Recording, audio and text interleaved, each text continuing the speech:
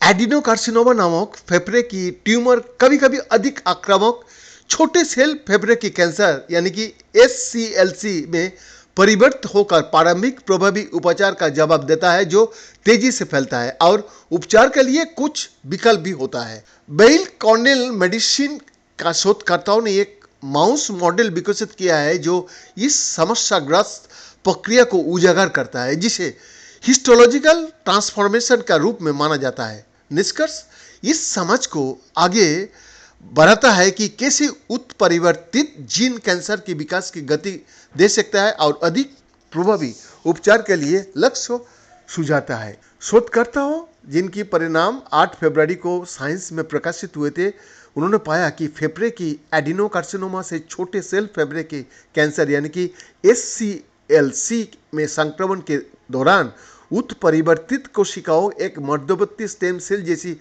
अवस्था का माध्यम से कोशिका पहचान में बदलाव से गुजरता है जिससे परिवर्तन में आसानी हो जाता है।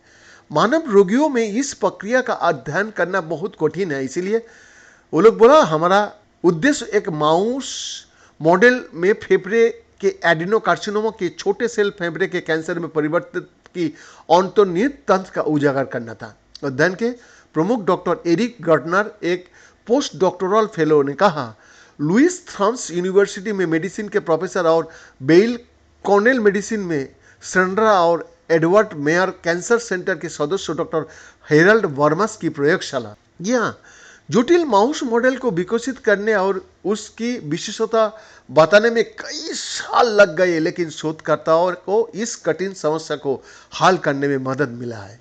यह अध्ययन फिजियोलॉजी और बायोफिजिक्स के सहायक प्रोफेसर और बेल कॉर्नेल मेडिसिन में मेयर कैंसर सेंटर का सदस्य डॉक्टर एस्ले लाफ्रिनी और लाफ्रिन लेफ्ट में स्नातक छात्र और हाई इंस्टीट्यूशनल कंप्यूटेशनल बायोलॉजी का भाग एंथन आली का सहयोग से किया गया था औषधि कार्यक्रम। डॉक्टर वंस ने कहा, यह सर्वविदित है कि कैंसर कोशिकाएं विकसित होती रहती है, खासकर प्रभावी उपचार का दबाव से बचने के लिए। यह अध्ययन दिखाता है कि कैसे नए प्रौद्योगिकियों जिसमें डेटा का कंप्यूटर आधारित विश्लेषण के साथ एकल कैंसर कोशिकाओं की आणविक विशेषताओं का पता लगाना शामिल है, घातक कैंसर के विकास में नाटकीय जटिल घटनाओं की चित्रित कर सकती है जो चिकित्सीय हमले के लिए नए लक्ष्य को उजागर कर सकती है। यानी कि SCLC आमतौर पर भारी धूम्रपान करने वाले में होता है, लेकिन इस प्रकार का ट्यूमर फेफड़े को एडिनोकार्सिनोमा वाले रोगियों को एक बड़ी संख्या में भी विकसित होता है, विशेष रूप से उपचार के बाद जो एपिडर्मल ग्रोथ फैक्टर रिसेप्टर नामक प्रोटीन को लक्षित करता है जो ट्यूमर को विकास को बढ़ावा देता है।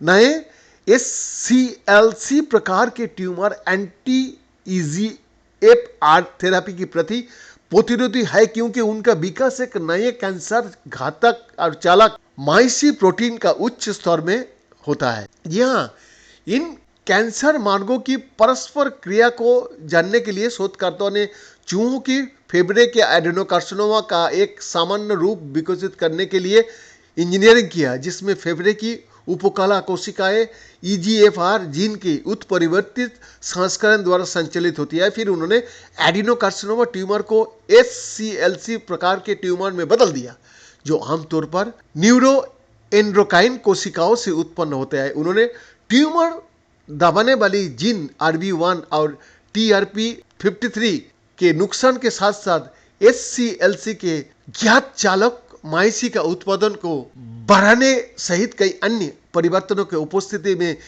EGFR को बंद करके ऐसा किया। ऑकोजीन जैसे कि EGFR और माइसी जिनके उत्परिवर्तित रूप है जो सामान्य रूप से कोशिका वृद्धि को नियंत्रित करती है। ये कैंसर के विकास और प्रसार को बढ़ाने में अपनी भूमिका के लिए जाने जाते हैं। दूसरी ओर ट्यूमर दमन करने वाली जीन समन्वित कोशिका प्रसार और ट्यूमर के विकास को रोकता है। संदर्भ मापने क्या रखता है? ये आश्चर्यजनक रूप से इस अध्ययन से पता चला कि ऑन्कोजीन संदर्भ निर्भर तरीके से कार्य करता है, जबकि अधिकांश फेफड़ों की कोशिकाएं MYC द्वारा कैंसर बनने की प्रति प्रतिरोधी होता है। न्यूरोएंड्रोक्राइन कोशिकाएं यानी कि MYC के ऑन्कोजेनिक प्रभाव के प्रति बहुत संवेदनशील होती है। इसके विपरीत उपकला कोशिकाएं जो फेफड़े की वायु थलियों की रेखा बंद करती है और फेफड़े की एडिनोकार्सिनोमा के अग्रदूत होती है, उत्परिवर्तित EGFR की प्रतिक्रिया में अत्यधिक बढ़ती है।